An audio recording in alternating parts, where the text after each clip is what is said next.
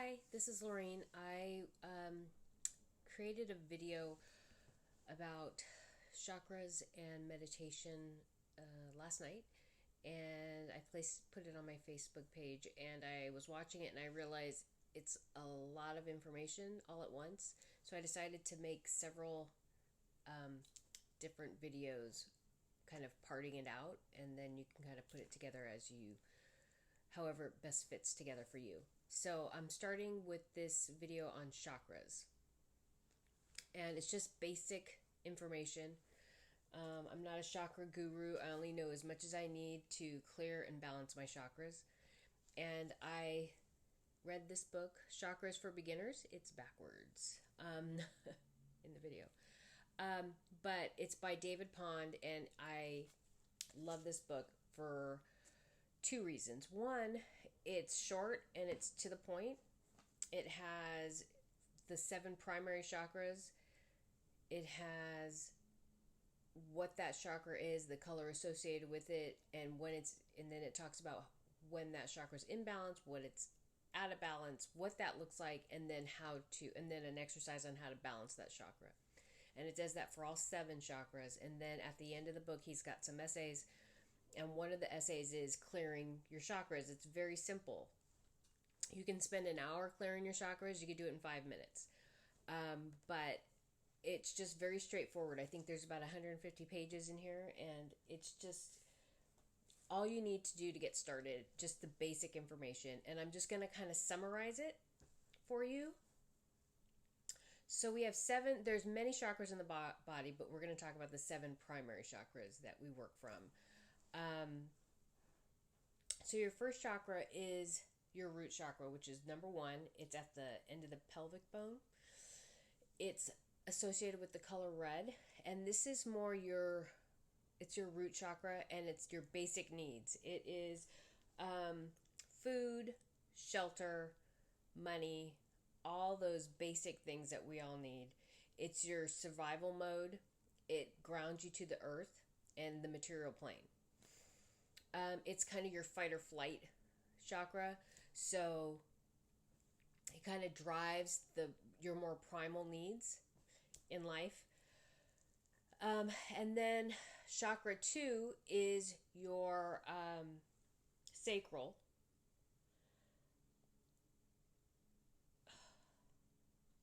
And that is associated with the color orange.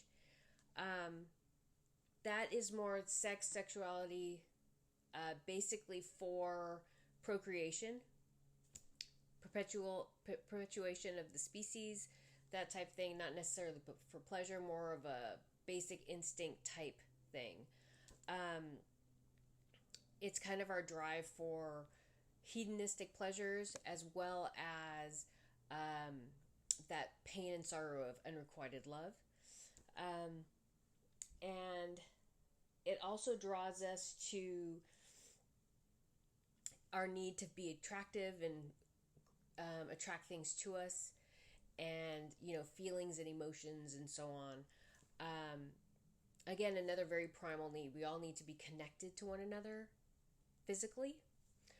And it's much more on a basic kind of instinct type level. Then we go to the third chakra, which is your solar plexus, and that's yellow. And if you notice, all the colors are in the order of the rainbow, moving up the body. The solar plexus is about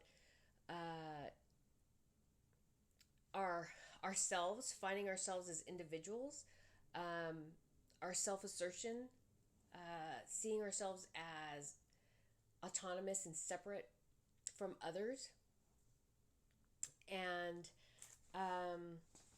kind of finding our personal power and setting boundaries. It empowers us to kind of express our true self. And so this is about our basic needs and our individuality here on the material plane. So our lower chakras kind of sit in that area. Then we move into the heart chakra, which is about love, but more on a more spiritual level. It supersedes the body. It's a place of joy, happiness, and profound fulfillment. So it's of the heart, not of the physical being, not of the sexual being. It's more of the heart. And I have a friend who I love dearly, Emily. And when I first met her, I had to tell her, like the third or fourth time we hung out, or maybe even like the second or third time we hung out, I said, I have to tell you that I have this incredible amount of love and appreciation for you. When we're together, I feel so happy and so much joy when I know you're going to come over and we're going to be able to talk, and I'm going to be able to express myself openly and honestly in the most sincere way possible, and you're going to receive it in like the best way possible. And I had to say, this is not a weird, funky love. This is a love that supersedes the body. It's a love of the soul, and a pure expression of that love. I go, and I don't know how else to explain that to you, but I don't want you to think it's some kind of funky, weird thing. And she's like, I feel the same way. But we have this profound connection on a very spiritual and real, heartfelt level that it's really hard to put into words. But it's probably one of the most fulfilling friendships I've ever had. So that is kind of about the heart. It's just about pure love, joy, and happiness for that feeling and that fulfillment of love, joy, and happiness that fuels the soul, not the body, the soul. And then we move into, and that's green. Then we move into the throat chakra. And this is associated with the color like a lighter blue, a sky blue. And this is about communication, but not just verbal communication. It's any kind of expression. It could be through art, music, words, writing, verbal. It can be through, athletics. It can be through any way that people see fit to express themselves. So it's not in necessarily the traditional ideas of communication. It could be any form of communication. And this is an expression of your true authentic self. So this is a higher level. If you're coming from your heart chakra and you're expressing joy, love, and happiness in a pure spiritual level, then this is a way of expressing yourself in a pure, honest, sincere way. That supersedes the material plane. And then we go to the third eye, which is associated with the color indigo, which is blue, bluish violet, bluish purple. And this is a knowing and it is a higher level understanding that supersedes the material plane. So it is seeing things not from all levels and from all perspectives, and being able to see as a witness, not necessarily to be in it, in the drama of the interaction or in the drama of what's going on, or on the material plane sense. It means that to be able to see and to transcend that material plane and be able to see all parts of something and then come at it objectively from a place of balance. So you're not only able to see it clearly from your heart, from your ability, and you're also able to express yourself with clarity of knowing and understanding. So then we move into the crown chakra. This is, all these other chakras need to be open in order to open the crown. And there is some opening of the crown chakra, but the crown chakra is guarded. It is guarded by an archangel, Zadkiel, because this is higher level knowing. This is higher level dimensional access and many people can access different planes of existence.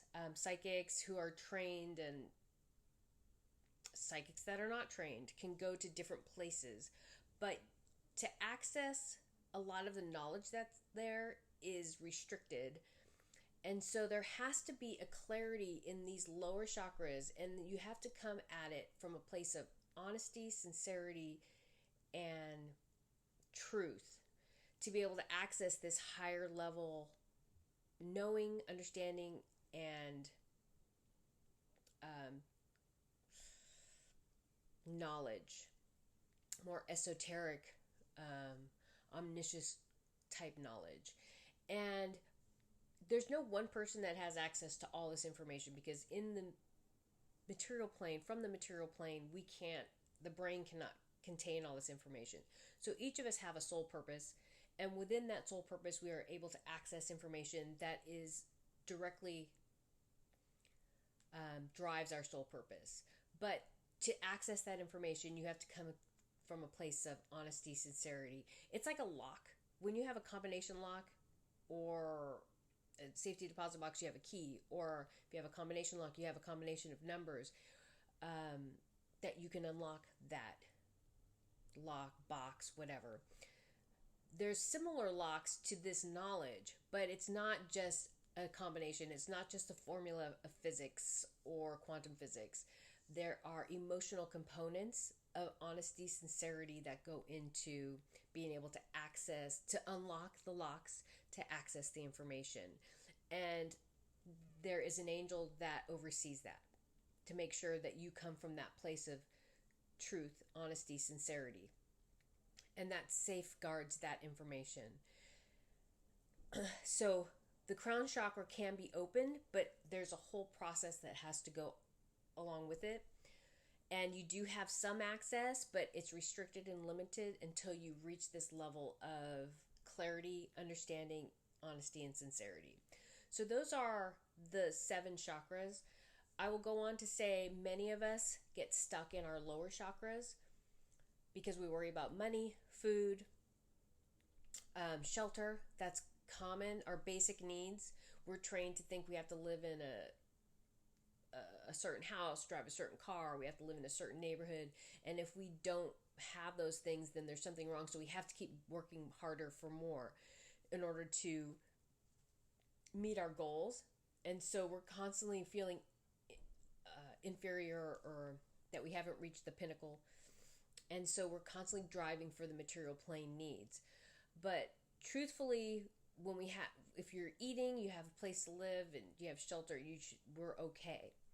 And we should then be able to move to a higher place of knowing and understanding. But then also we add in the physical needs of sex and sometimes we can be blocked by that need of companionship without all the emotional components that go along with it, because we do need the sex, we're human beings, but we also need the support, the emotional support, the love, and the reciprocation of love, respect, integrity, kindness, empathy within those relationships. So if we're only going for the specific physical need and we're not fulfilling all the other needs, then we're still blocked in that area.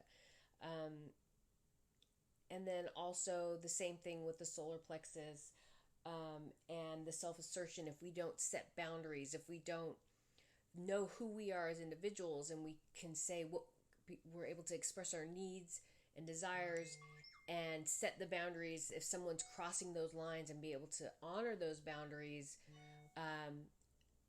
If we're not doing that, then we're not respecting ourselves.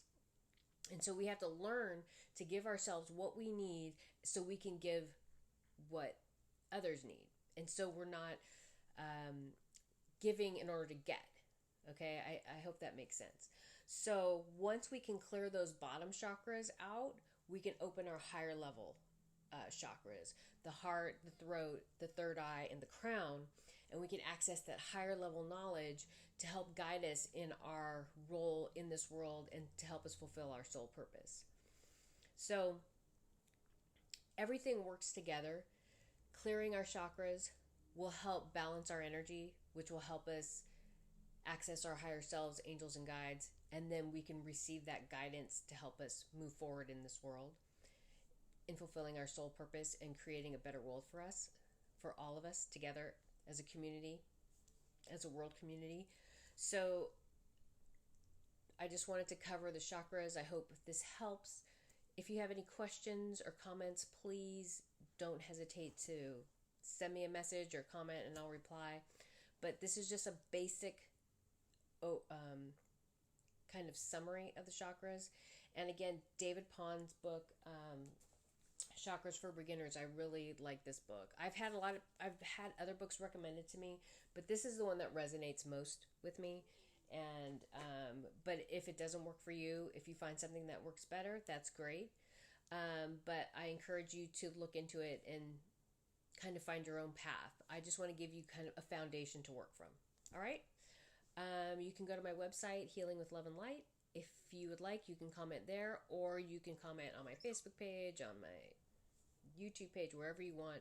I'm always checking that, and I get notifications. So anyway, thank you for watching, and take care.